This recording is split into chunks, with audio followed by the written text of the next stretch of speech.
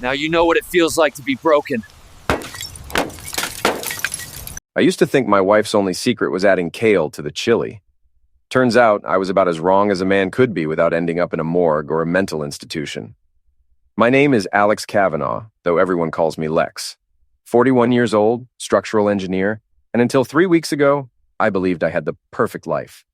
Beautiful wife Jessica, 2 amazing kids, Sam, 14, and Lila, 10, and a house in Millbrook Heights that we'd spent 2 years renovating into our dream home. The American dream right there in suburban Connecticut, complete with a white picket fence and a golden retriever named Murphy. Jessica worked as a corporate consultant, which meant she traveled a lot. Networking, she called it, building relationships with clients.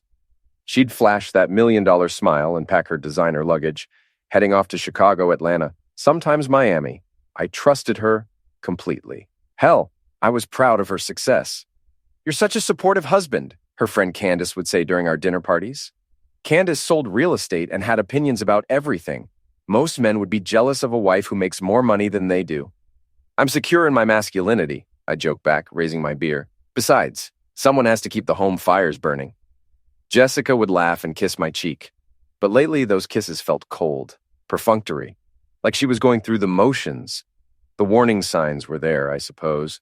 The late-night phone calls she'd take in the other room, the way she'd guard her tablet like it contained state secrets, the expensive lingerie I found in her suitcase, stuff I'd never seen her wear at home. "It's for confidence," she explained when I asked. "You know how it is in corporate America. A woman needs every advantage." I bought it. God help me, I bought every lie she fed me. The truth came crashing down on a rainy Tuesday evening in October. Jessica was in Miami for a client presentation, and I was helping Sam with his algebra homework when he grabbed his mom's tablet from the kitchen counter. "I need to look up something for my history report," he said, swiping the screen. "Use your laptop," I told him, not looking up from the equations. "It's dead, and I can't find the charger." I heard him tap and swipe, then suddenly go very quiet. Too quiet. "Dad?" His voice was small, confused. "Why is Mom wrestling that guy?" My blood turned to ice water. I looked up to see Sam staring at the tablet screen, his face pale and bewildered. In 3 quick steps, I was beside him, taking the device from his trembling hands. The video was crystal clear, high definition.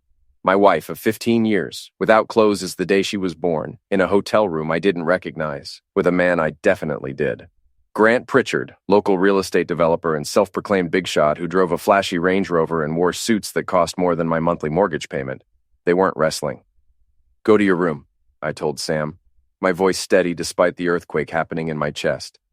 "Now." "Dad, Now, Sam." He fled upstairs. I could hear his door slam, followed by the sound of muffled crying. My 14-year-old son, traumatized by his mother's betrayal. The rage that filled me in that moment was pure and clean and absolutely terrifying. But I didn't break the tablet. I didn't scream or punch a wall or call Jessica's phone to unleash hell.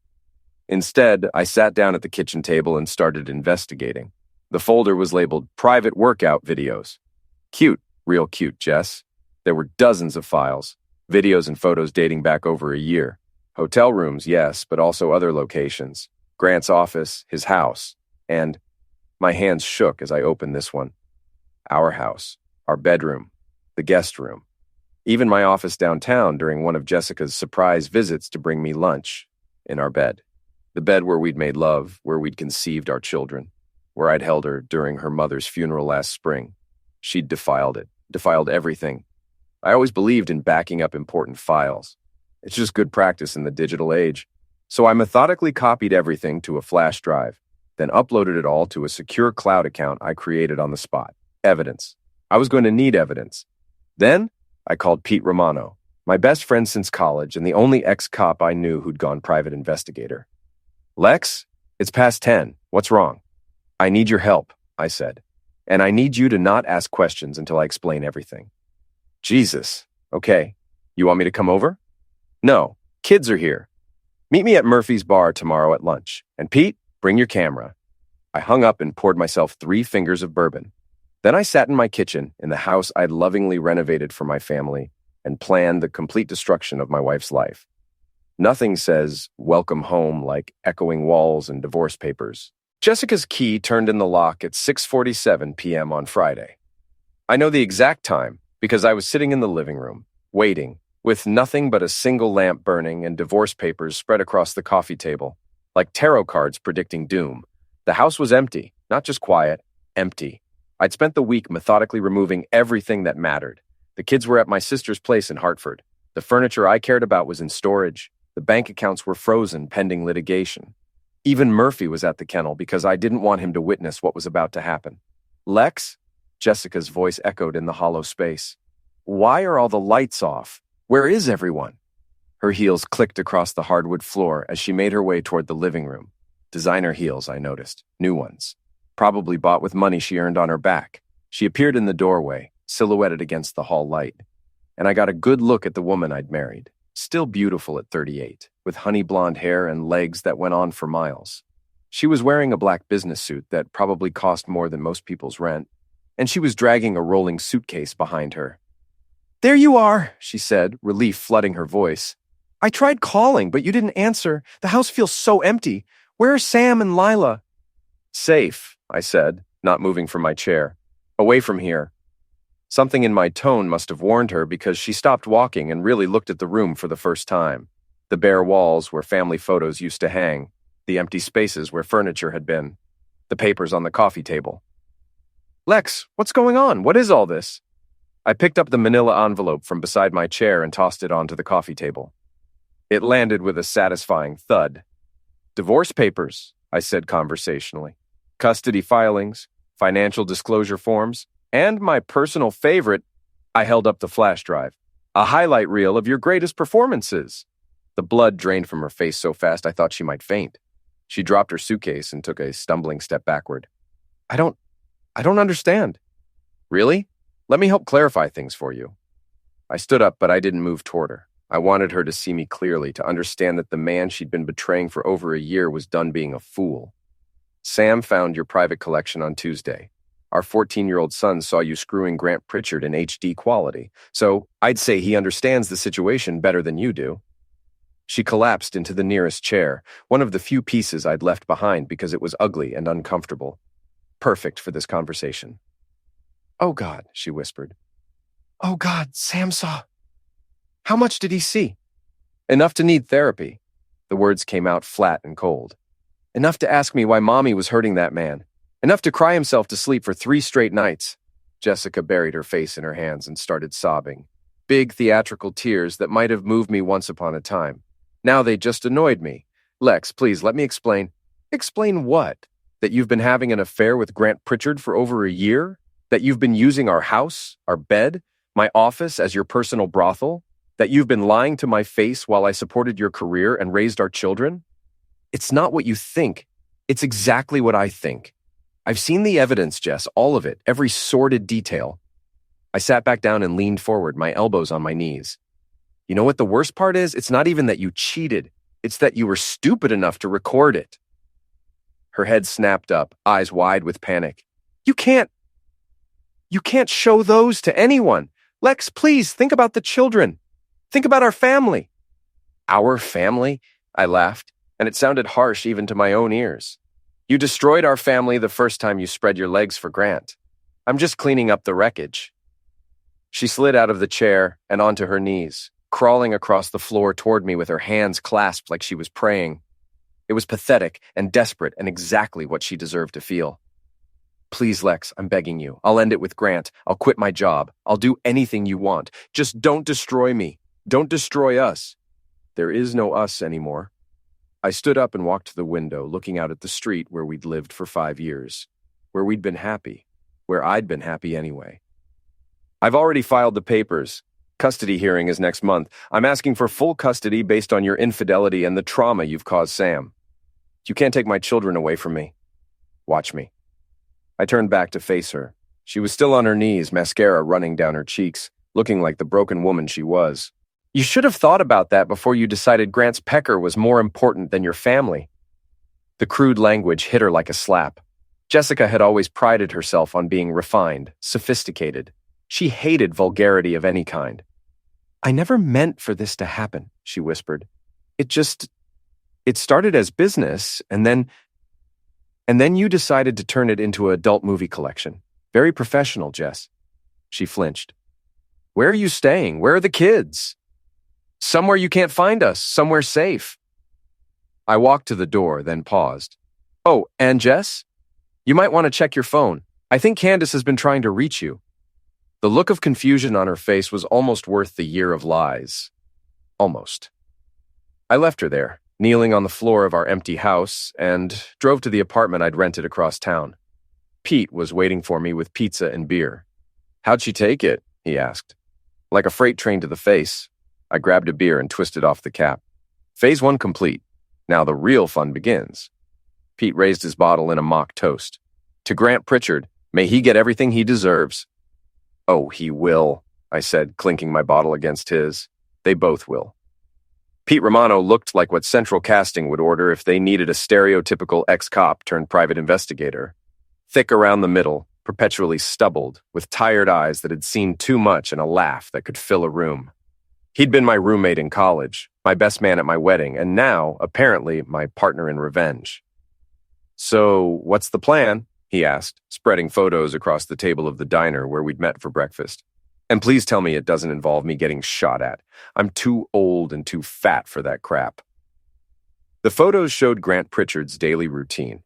Pete had been following him for a week, documenting his movements with the thoroughness that had made him a good cop and now made him an excellent PI. No shooting, I assured him. This is going to be surgical. Precise. I want to destroy him the same way he destroyed my marriage. Slowly, methodically, and with plenty of evidence. You know, most guys would just kick his A and be done with it. Most guys aren't structural engineers who understand that the best way to bring down a building is to weaken the foundation. I pointed to a photo of Grant coming out of the Marriott downtown. What's his pattern? Predictable as clockwork. Gym at 6 a.m., office by 8, long lunches at expensive restaurants where he wines and dines married women. He's got at least 3 others besides your wife. That shouldn't have surprised me, but it did. 3 others? Maybe more. This guy's a hunter, Lex. Your wife wasn't special to him. She was just convenient. Pete lit a cigarette, ignoring the no smoking sign. He's got a type. Successful women, married, usually with money or connections he can exploit. I studied the photos more carefully. Grant shaking hands with a redhead outside a law office. Grant having drinks with a brunette in a hotel bar. Grant's hand on the lower back of a blonde as they entered an elevator. Son of a witch is running a whole operation. Gets better, or worse, depending on how you look at it. Pete pulled out his phone and showed me a video. Took this yesterday. The video showed Grant in his Range Rover parked outside Millbrook Elementary, my kid's school. He was on his phone, but his eyes were fixed on the building. The rage that filled me was immediate and absolute. He was watching my kid's school? Looks like it. Probably trying to figure out your routine, see if he could get to you through them. I closed my eyes and took a deep breath. When I opened them, Pete was studying my face with concern. You okay? No, I said honestly. But I'm functional, and now I know exactly how we're going to destroy this fool. We spent the next hour planning. Pete would continue surveillance while I worked on the legal and social aspects of Grant's destruction. I'd already hired the best divorce lawyer in the county, a shark named Patricia Fortin who'd built her reputation on destroying cheating spouses. What about your wife? Pete asked as we prepared to leave. What about her? You going to go after her too, or just Grant? I thought about Jessica, probably still in our empty house, trying to figure out how her perfect double life had collapsed so spectacularly. She's going to destroy herself. I just need to give her the rope. The first phase of Grant's destruction began that afternoon. I drove to his office building, a gleaming glass tower in the business district that screamed new money and overcompensation. His Range Rover was parked in the executive parking garage, right where Pete said it would be. I'd brought a bag of frozen shrimp from the grocery store. Not the good stuff, the cheap farm-raised kind that smells like low tide when it goes bad. I carefully opened the air vents on his car and distributed the shrimp inside the ventilation system. By tomorrow, his luxury vehicle would smell like a fish market dumpster in August. But that was just the appetizer. The main course required more planning. I spent the evening at my laptop, creating fake social media accounts and carefully crafting my strategy. Grant Pritchard was about to become very famous in Millbrook Heights, and not in a good way. I started small, a post in the neighborhood Facebook group about suspicious activity near the elementary school, complete with Pete's video of Grant's Range Rover. I didn't mention him by name, just shared the license plate and asked if anyone recognized the vehicle. The responses came quickly. Concerned parents, angry mothers, demands for police involvement. Someone recognized the license plate and helpfully identified Grant as the owner. The post got shared dozens of times within hours. Then I escalated. Using one of my fake accounts, I posted in the local real estate Facebook group a gossipy collection of agents, investors, and busybodies who thrived on scandal. The post was carefully worded to avoid outright libel, but it painted a clear picture. Ladies, be careful dealing with certain male developers in town. I won't name names, but a friend of mine had a very unprofessional experience with someone who drives a white Range Rover and thinks married women are easy targets. Just saying, keep it professional and maybe bring a witness to meetings. #stay alert, #women supporting women. Candace took the bait within minutes. OMG, are you talking about Grant Pritchard? I've heard rumors about him for years. What happened to your friend? And just like that, the feeding frenzy began. Other women started sharing their own uncomfortable experiences with Grant. Some were probably true, others were likely exaggerated, but it didn't matter. The damage was spreading like wildfire through the interconnected web of suburban social media. My phone buzzed with a text from Pete. Check your email. You're going to love this. The email contained photos from that afternoon. Grant, standing next to his Range Rover in the parking garage, gagging and retching as the smell of rotting shrimp filled his nostrils. Grant, frantically rolling down all the windows. Grant, calling what was presumably a car detailing service with a look of absolute fury on his face. But the best photo was the last one. Grant, walking into his office building, having to explain to everyone he passed why he smelled like dead fish. I was admiring Pete's photography skills when my phone rang. Jessica. What did you do? She demanded without preamble. I'm going to need you to be more specific. Grant's car. Someone vandalized his car. Did they? That's terrible. You should probably tell him to call the police. Lex, I know this was you. You know what I know, Jess? I know that Grant Pritchard was parked outside our children's school yesterday watching the building. I know that because I have video evidence which I've shared with the school administration and the police. The silence on the other end was deafening. He wasn't. He was. So if I were you, I'd be very careful about who I associate with. The court tends to frown on mothers who endanger their children by having affairs with potential hunters. I hung up before she could respond. The next morning brought fresh developments. Grant's Range Rover was in the shop, which meant he was driving a rental car. A basic sedan that probably wounded his ego more than the shrimp had wounded his nostrils. Better yet, the posts about him on social media had grown into a full-blown whisper campaign. Pete called with an update. Your boy's having a bad morning. 3 clients canceled meetings, and his secretary quit. His secretary quit? Apparently she got tired of fielding calls from angry wives asking if their husbands were safe working with Grant. Plus, the office still smells like fish. I was enjoying this mental image when Pete's tone turned serious. But we've got a problem. Grant and some muscle-bound guy in a suit were asking questions about you yesterday. Showed up at your office, talked to the receptionist. The muscle-bound guy would be Marcus Webb, Grant's fixer. I'd seen him in some of the photos Pete had taken. A thick-necked enforcer who handled Grant's dirty work. What kind of questions? Where you live, what your routine is, whether you have any enemies. The receptionist didn't tell them anything, but they're definitely planning something. I felt a familiar chill of anticipation. Good, let them come, I'm ready. Lex. These aren't suburban dads we're talking about. Marcus has a record, attack, intimidation, extortion. He's dangerous. So am I said, and I meant it. The difference is, I'm smart dangerous. They're just dangerous. That afternoon, I put the next phase of my plan into motion. I'd been saving the nuclear option, but Grant's escalation had forced my hand. I called Candace directly. Lex, I've been trying to reach Jessica all week. Is she okay? She's fine, Candace. Just dealing with some personal issues. Actually, that's why I'm calling. I need to ask you something, and I need you to keep it between us for now. Of course, you know you can trust me. Trust her to spread gossip faster than wildfire. Absolutely. Jessica's been getting some threatening messages from a client she had to cut ties with. Someone who didn't take rejection well. I can't give you details because the lawyers are involved. But if anyone asks about her whereabouts or our family, please don't share any information. Oh my God, that's terrible. Is it someone local? I can't say. But Candace, if you hear any rumors about Jessica or our marriage, please remember that there are always 2 sides to every story. And sometimes People spread lies to hurt innocent families. I hung up knowing that within hours, Candace would have called every woman in her contact list to share the confidential information about Jessica being threatened by a dangerous client. The story would evolve with each telling, growing more dramatic and sympathetic. It was a preemptive strike against whatever narrative Grant and Jessica might try to create. Now, if they tried to paint me as the villain, it would look like sufferer blaming. My phone buzzed with a text from an unknown number. Back off, or you'll regret it. I screenshotted the message and forwarded it to Pete with a note. Phase 3 begins now. The war was escalating, and I was ready for battle. The courtroom smelled like old wood and broken dreams.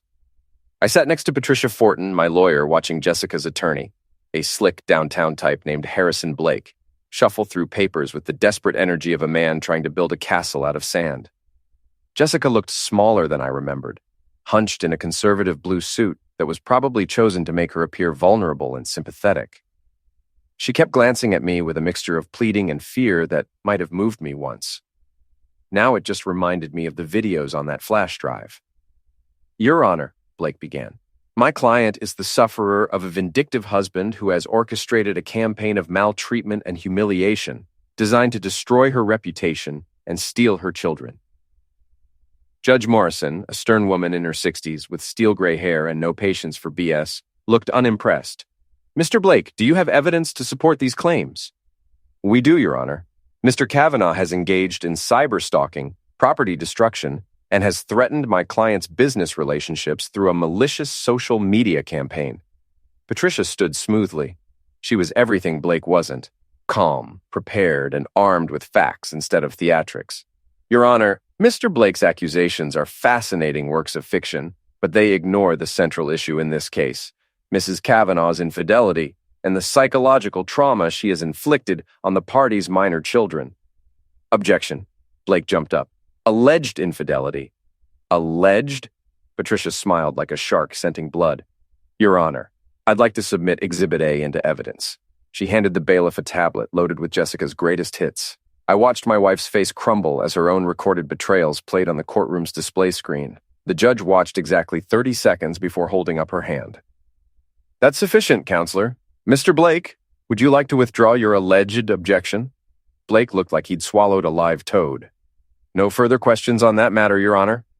I thought not. Judge Morrison turned her attention to me.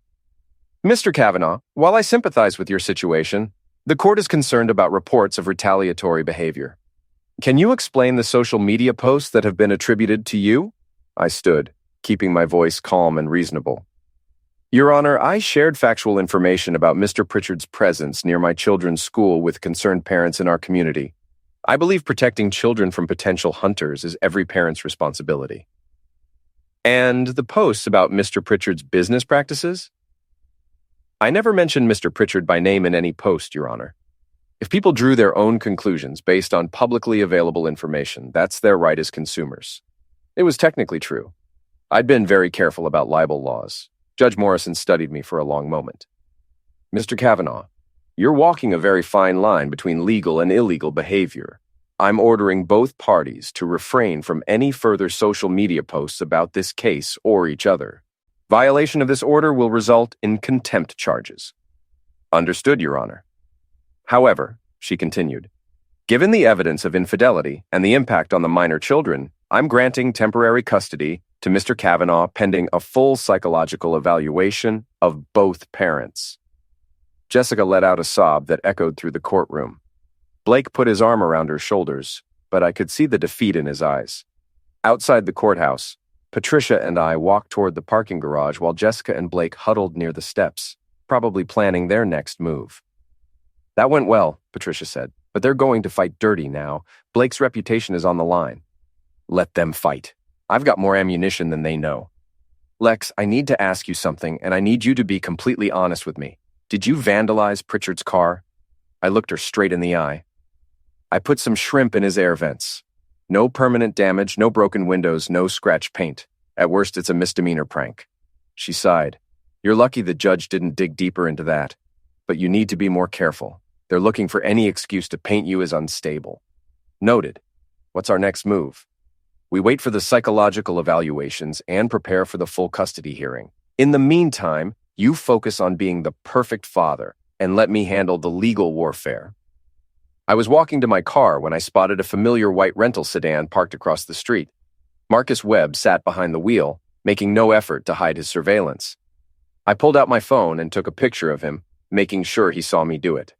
Then I walked directly toward his car. Marcus rolled down his window as I approached, revealing a face that looked like it had been carved from granite by someone with anger management issues. "You got a problem, Kavanaugh? Just wondering why you're following me, Marcus.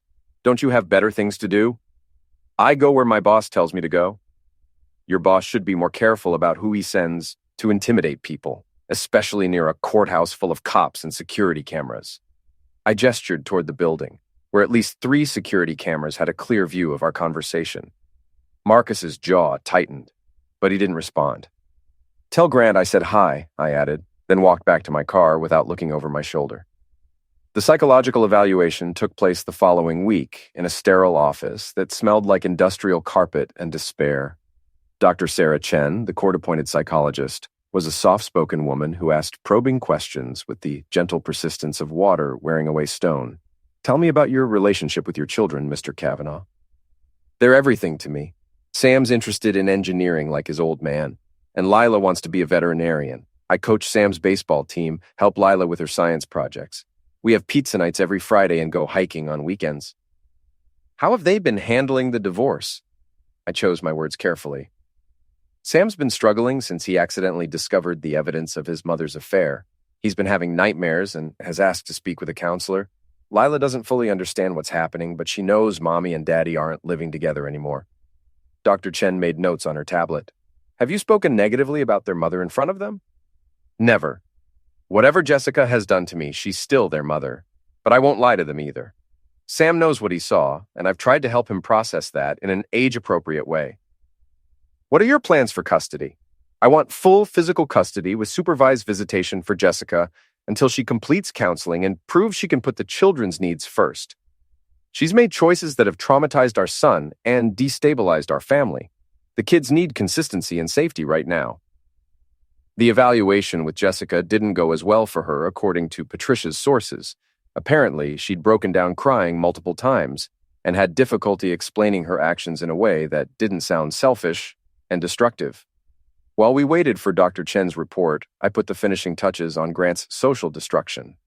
The court order prevented me from posting about Jessica directly, but it said nothing about sharing factual information about Grant's business practices.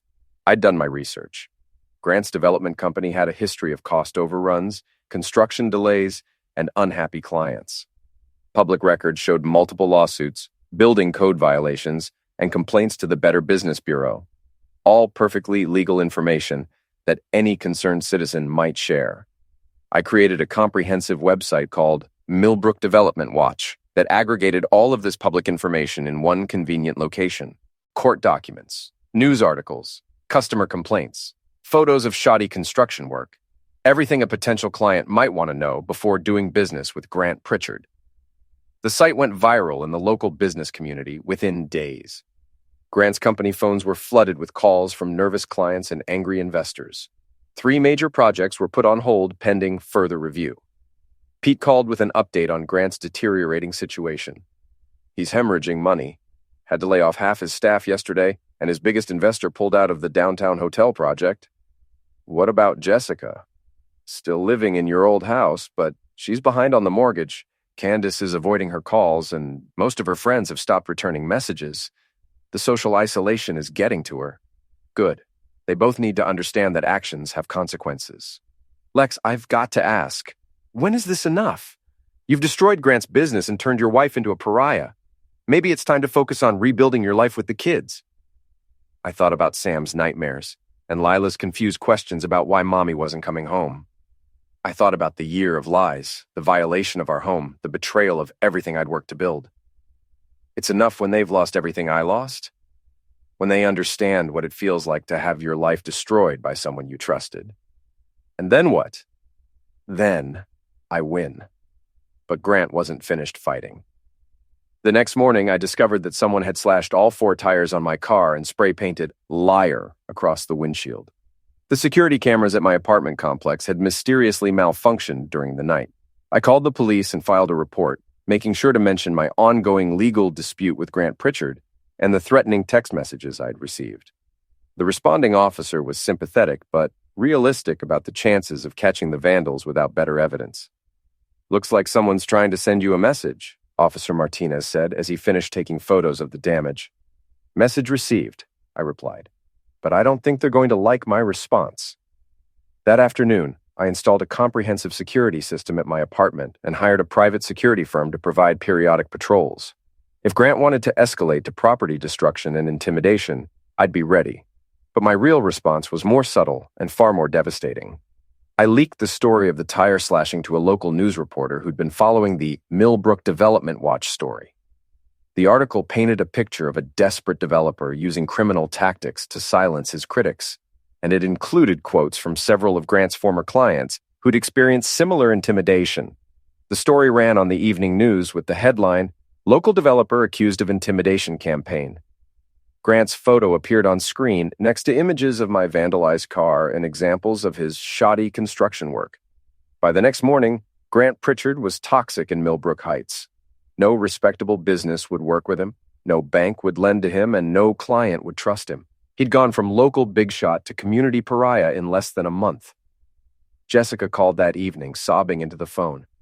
"Please, Lex, you have to make this stop. Grant's talking about leaving town, and I don't know what I'm going to do. I've lost my job, my friends won't return my calls, and the mortgage company is threatening foreclosure. You should have thought about all of that before you decided to film yourself screwing him in our bed." She gasped at my crude language. "I know I made mistakes." "Mistakes? You destroyed our family for over a year. You traumatized our son. You turned our home into a brothel and documented it for posterity. Those weren't mistakes, Jess. Those were choices. I'm begging you. Beg all you want. You're going to lose everything, just like I did. The only difference is, you deserve it." I hung up and poured myself a bourbon, standing at my apartment window overlooking the town where I'd once thought I had everything.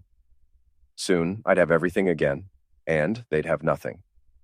Marcus Webb was waiting for me in the parking garage when I left work on Thursday evening. He was leaning against a concrete pillar like he owned the place, his thick arms crossed over his chest and a smile on his face that promised violence. "Kavanaugh, we need to talk." The garage was mostly empty at 6 p.m., just a few scattered cars and plenty of shadows. Perfect place for an accident if someone was so inclined. "I don't think we have anything to discuss, Marcus." "See? That's where you're wrong."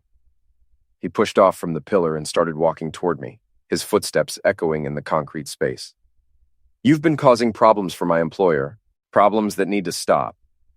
Your employer caused his own problems when he decided to screw married women and film it."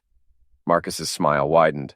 "You got a smart mouth for a guy who's all alone in a parking garage with someone who could break him in half." I kept walking toward my car, calculating distances and angles. The security camera near the elevator was positioned to catch most of the garage, but there were blind spots. Marcus was herding me toward one of them. "You know what your problem is, Kavanaugh? You think you're smarter than everyone else? You think you can destroy people's lives without consequences? I think actions have consequences. Your boss is learning that lesson the hard way. Grant's a good man who made some mistakes, but you're a vindictive piece of crap who can't handle the fact that his wife found someone better." The insult was designed to make me angry, to make me do something stupid. Instead, I stopped walking and turned to face him. "Is that what Grant told you? That Jessica left me for him?" Marcus paused, uncertainty flickering across his face. "Because that's not what happened, Marcus. Grant seduced a married woman, filmed their encounters without her knowledge, and then got sloppy about hiding the evidence. Jessica didn't leave me. She got caught. You're lying. Am I? Ask yourself this. If Grant and Jessica were in love, why didn't they just ask for a divorce? Why all the sneaking around and secret recordings?" I could see the doubt creeping into Marcus's eyes. He wasn't the sharpest tool in the shed, but he wasn't completely stupid either. Grant likes married women because they're easy to manipulate and hard to trace back to him when things go wrong. How many others has he had you clean up after? Shut up. How many, Marcus? How many women has Grant used and discarded? How many husbands has he cuckolded for sport? I said shut up! Marcus lunged toward me, his hands reaching for my throat. I was ready for him. I'd spent the last month studying the parking garage's layout, including the maintenance areas most people never noticed. like the hydraulic car lift in the corner that was used for repairs to the building's fleet vehicles. As Marcus charged, I sidestepped and grabbed the emergency release lever I'd loosened earlier that week. The lift, which had been holding a maintenance van 3 feet off the ground, dropped with a thunderous crash that echoed through the entire garage. Marcus spun toward the sound, momentarily distracted, and I used his confusion to slip behind him and hit the lift's raise button. The platform began rising again, but now it was tilted at a dangerous angle because I'd also loosened the safety restraints. What the hell? Marcus turned back toward me just as I activated the building's fire alarm system. Strobe lights began flashing, and a deafening siren filled the air. "You always wanted a lift in life, Marcus," I shouted over the noise. "Enjoy the ride." I ran toward the stairwell as building security came pouring into the garage. Behind me, Marcus was trying to explain to 3 security guards why he was standing next to a damaged car lift while the fire alarm blared. By the time the fire department arrived and shut off the alarm, I was in my apartment establishing my alibi by ordering Chinese food for delivery. My phone had a dozen missed calls from unknown numbers, but I ignored them all. Pete called an hour later, laughing so hard he could barely speak. "Jesus Christ, Lex, what did you do to Marcus? He's telling everyone you tried to eliminate him with a car lift." I have no idea what he's talking about. I was here all evening, as my delivery receipt will show. The building security cameras show him in the garage alone when the lift malfunctioned. No sign of you anywhere. Mechanical failures happen. Old equipment, poor maintenance. It's a tragedy waiting to happen. "You magnificent fool! Marcus is so rattled he's talking about quitting. Says you're some kind of evil genius." I'm just a structural engineer who understands how things break. But my satisfaction was short-lived. The next morning brought news that changed everything. I was having coffee and reading the paper when my phone buzzed with an email from an address I didn't recognize. The subject line read, "You need to see this." The email contained a link to a private file-sharing site and a brief message. "Grant and Jessica are planning to frame you for domestic misuse. They have fake evidence and a witness who'll swear you threatened Jessica. Thought you should know." A friend. My blood ran cold as I clicked the link and downloaded the files. Email exchanges between Jessica and Grant discussing how to fabricate evidence of misuse. Photos of Jessica with makeup applied to simulate bruises. A signed statement from Marcus claiming he'd witnessed me threatening to eliminate Jessica. They were planning to have me arrested and charged with domestic violence, which would destroy my custody case and probably cost me my job. It was a desperate move, but it might have worked if I hadn't been warned. I forwarded everything to Patricia immediately, then called Pete. "We've got a problem, a big one. What now?" "Grant and Jessica are planning to frame me for domestic misuse. I need you to get over here now." Pete arrived 20 minutes later, looking grim after I'd explained the situation. "This is serious, Lex. Even if you can prove the charges are fake, the arrest alone will hurt you in the custody hearing. And if they're convincing enough, I know, we need to turn this around on them." "How?" I smiled, feeling the familiar rush of a plan coming together. "By giving them exactly what they want. Sort of." The next phase required careful timing and a lot of luck. I spent the morning setting up hidden cameras throughout my apartment, then called Jessica and asked her to meet me to discuss the custody arrangement. "I think we should try to work something out without involving the lawyers," I told her, "for the kids' sake." She agreed immediately, probably thinking this was her chance to get me on record making threats she could use in court. Jessica arrived that evening wearing a conservative dress and no makeup, the perfect sufferer costume. She also had a small recording device in her purse, which I pretended not to notice. "Thank you for agreeing to meet," she said, sitting carefully on my couch like she was afraid I might attack her at any moment. "I've been thinking about what you said on the phone, about how we need to end this war for the children's sake." "I'm so glad you're being reasonable, Lex. I know we can work this out." For the next hour, I played the role of the repentant husband perfectly. I apologized for my overreaction to her affair, admitted that my campaign against Grant had been excessive, and suggested we could rebuild our marriage if she was willing to try. Jessica ate it up, probably thinking she'd won the ultimate victory. She even leaned over to hug me at one point, making sure her hidden recorder captured what sounded like a reconciliation. But what she didn't know was that Pete was parked outside with a parabolic microphone, recording everything from a different angle. And my hidden cameras were capturing her performance from multiple viewpoints, including clear shots of the recording device she thought I hadn't noticed. The trap was set. Now I just had to wait for them to spring it. The call came 2 days later. Officer Martinez, the same cop who'd taken the report about my vandalized car, sounded apologetic but professional. "Mr. Kavanaugh, I need you to come down to the station. There's been a complaint filed against you." "What kind of complaint?" "Domestic violence. Your wife claims you threatened to eliminate her during a meeting at your apartment." "That's ridiculous. I have evidence that proves—" "Sir, you can explain everything when you get here, but right now I need you to come in voluntarily or I'll have to send a car." I arrived at the police station with Patricia and a laptop full of evidence. Jessica was already there with Blake and a face full of expertly applied fake bruises. She'd even managed to produce some tears for the occasion. "That's him," she sobbed as I walked into the station. "He said he'd eliminate me if I didn't drop the custody case." Blake put his arm around her protectively. "Officer, my client is in fear for her life. Mr. Kavanaugh has a history of erratic behavior and property destruction." Officer Martinez looked uncomfortable with the whole situation. "Mr. Kavanaugh, your wife claims you threatened her during a meeting at your apartment 2 nights ago. She has a recording of the conversation." "I'm sure she does," I said calmly. "Patricia, would you like to play our recording first?" Blake's confident expression faltered slightly. "What recording?"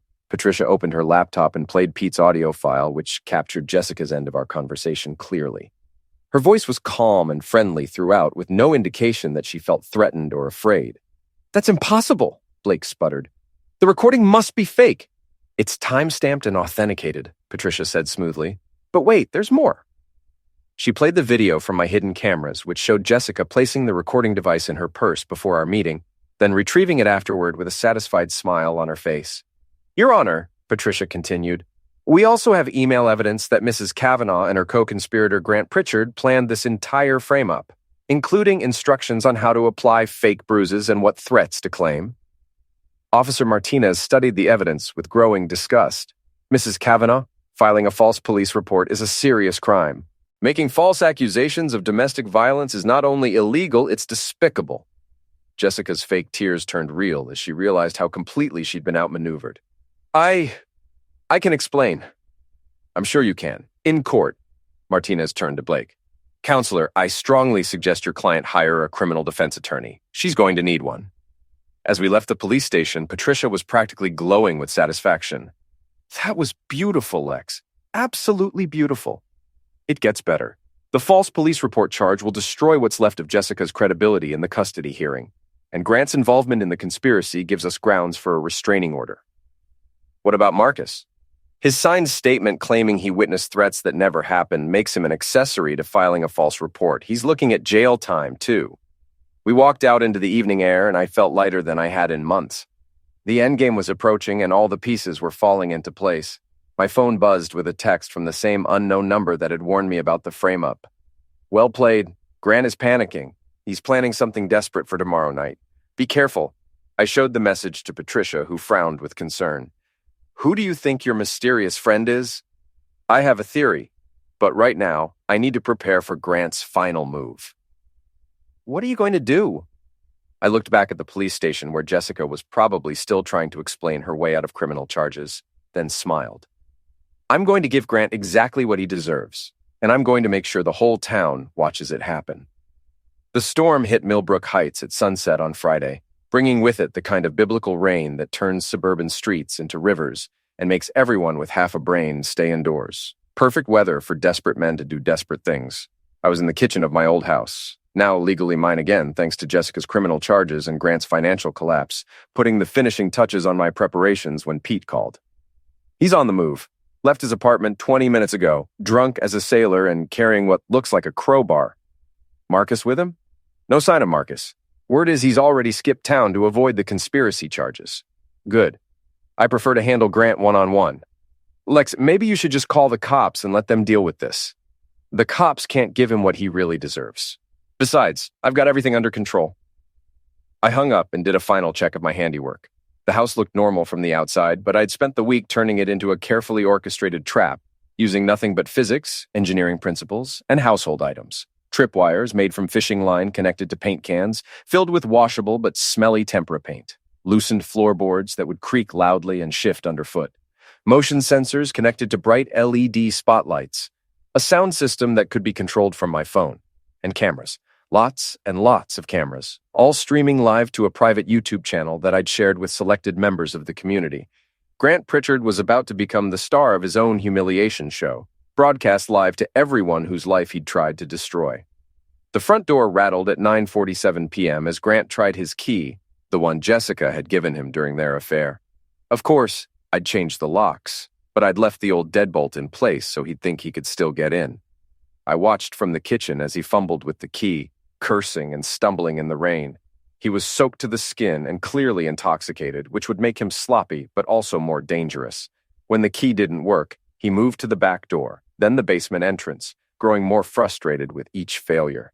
Finally, he picked up a decorative rock from the garden and smashed the kitchen window.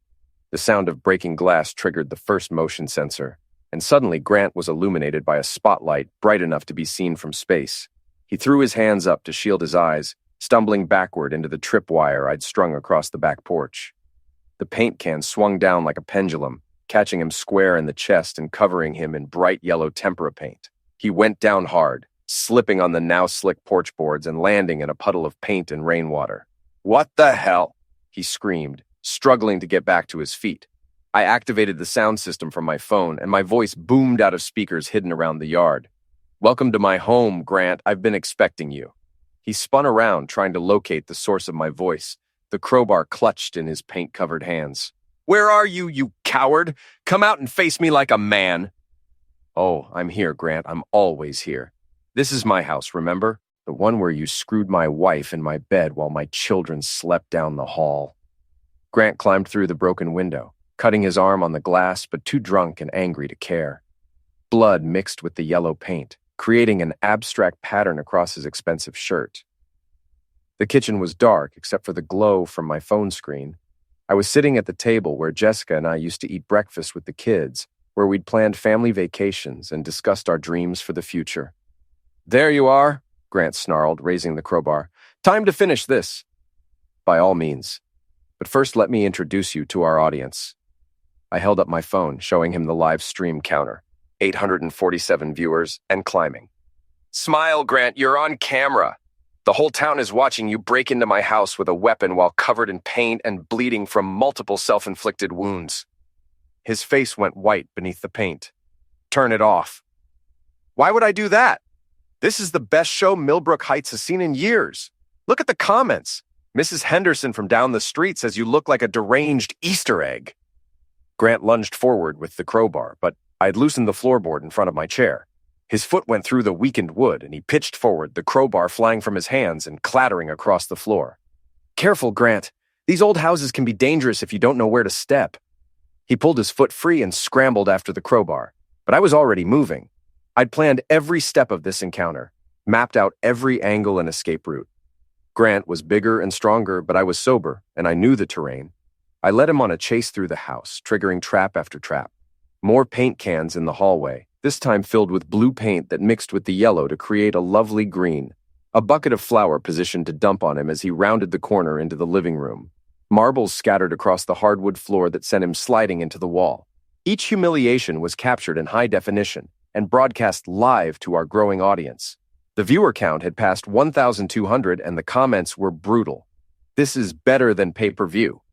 Someone call animal control. There's a wild boar loose in the Kavanaugh house." Grant Pritchard, ladies and gentlemen, Millbrook Heights' biggest loser. By the time we reached the master bedroom, the room where he'd violated my marriage and filmed it for posterity, Grant was covered in paint, flour, and his own blood. He was breathing hard and swearing constantly, but he was still dangerous. "You think this is funny?" he gasped, cornering me near the window. "You think you've won? I know I've won, Grant. Look around you. This is the bedroom where you thought you were so clever, filming yourself with my wife. Now you're here alone, humiliated, broke, and about to be arrested for breaking and entering. I loved her," he screamed. "I loved Jessica, and you destroyed everything. You loved the thrill of stealing another man's wife. You loved the power trip of cuckolding me in my own home. But love? You don't know what that word means?" Grant raised the crowbar one more time, his eyes wild with rage and desperation. "I'm going to eliminate you, and then I'm going to burn this damn house down." "No, Grant. You're not." I pressed a button on my phone and every light in the house came on at once. The sudden brightness was blinding after the darkness we'd been fighting in, and Grant stumbled backward, temporarily disoriented. That's when I heard the sirens. Pete had been watching the live stream from his car, and he'd called the police the moment Grant broke the window. Now 3 patrol cars were pulling into my driveway, their red and blue lights painting the rain-soaked street in primary colors. "Millbrook Heights Police, drop your weapon." Grant looked around wildly, finally understanding that he was trapped. The live stream had over 2,000 viewers now, all watching as the police surrounded the house with their weapons drawn. "This isn't over," he snarled at me. "Yes, it is." Grant dropped the crowbar and put his hands up as officers flooded into the bedroom. He was arrested for breaking and entering, destruction of property, and attack with a deadly weapon, all captured live for the entertainment of the entire town. As they led him away in handcuffs, covered in paint and flour like some demented clown, I addressed my audience one final time. "Ladies and gentlemen, Grant Pritchard, the man who thought he could destroy my family and get away with it. I hope you've enjoyed tonight's performance. The show is now over."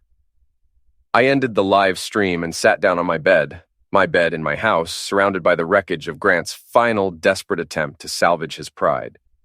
My phone buzzed with a text from that mysterious, helpful contact. "Beautifully done. You might be interested to know that I've been documenting Grant's activities for months. There are other sufferers who will be very grateful for tonight's evidence." Another text followed immediately. "By the way, this is Candace. I've been helping you since the beginning. Grant tried to seduce me 2 years ago, and when I rejected him, he spread rumors that cost me 3 major clients. I've been waiting for someone to take him down properly." I stared at the phone in amazement. Candace, Jessica's gossipy friend who I'd thought was just a useful idiot, had been my secret ally all along.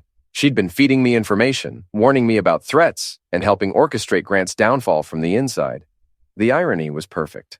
Jessica had lost her marriage, her children, her home, her reputation, and even her best friend. Grant had lost his business, his freedom, and his dignity. They'd both been destroyed by the very network of gossip and social connections they thought they could manipulate. Pete arrived as the police were finishing their reports. He found me sitting on the front porch, watching the rain wash the paint off my driveway. "How do you feel?" he asked, settling into the chair beside me. "Tired, satisfied, ready to move on. What about Jessica?" "What about her? She'll plead guilty to filing false police reports, probably get probation and community service. She'll have supervised visitation with the kids once she completes counseling. She'll rebuild her life somewhere else, and maybe she'll be a better person for it." "And Grant?" "Grant's looking at serious jail time. Breaking and entering, attack with a weapon, plus all the financial crimes the FBI is investigating now that his business records are public. He's done." We sat in comfortable silence for a while, listening to the rain and watching the last police car disappear down the street. "You know what the best part is?" I said finally. "What's that?" "I never had to become like them. I never had to lie or cheat or break the law. I just used their own weaknesses against them and let them destroy themselves." Pete chuckled. "You're a scary man, Lex Kavanaugh." "No, I'm just a structural engineer who understands that the best way to bring down a building is to weaken the foundation. Grant and Jessica built their affair on lies, betrayal, and arrogance. All I had to do was apply the right pressure at the right points, and the whole thing collapsed." My phone buzzed with a text from Sam. "Dad, everyone at school is talking about the video. You're like a superhero. Can we come home now?" I smiled and typed back, "Yes, son. Come home. It's safe now." The war was over. I'd won everything back: my house, my children, my self-respect, and my future. Jessica and Grant had lost everything that mattered, not through violence or illegal revenge, but through the natural consequences of their own actions.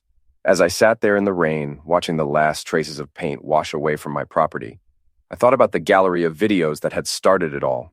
Jessica's secret collection of her greatest performances, captured for posterity and her own twisted satisfaction. Well, now I had my own gallery. Hours of footage showing Grant Pritchard's complete humiliation, watched by thousands of people and preserved forever on the internet. Every time someone searched his name, they'd find videos of him stumbling around my house covered in paint like a drunken circus performer. It was poetic justice at its finest. I stood up and walked back into my house. My home, where my children would sleep safely in their own beds tomorrow night, where I'd rebuild the life that Jessica and Grant had tried to destroy. Funny how it all started with a gallery. I was thinking of taking up photography myself,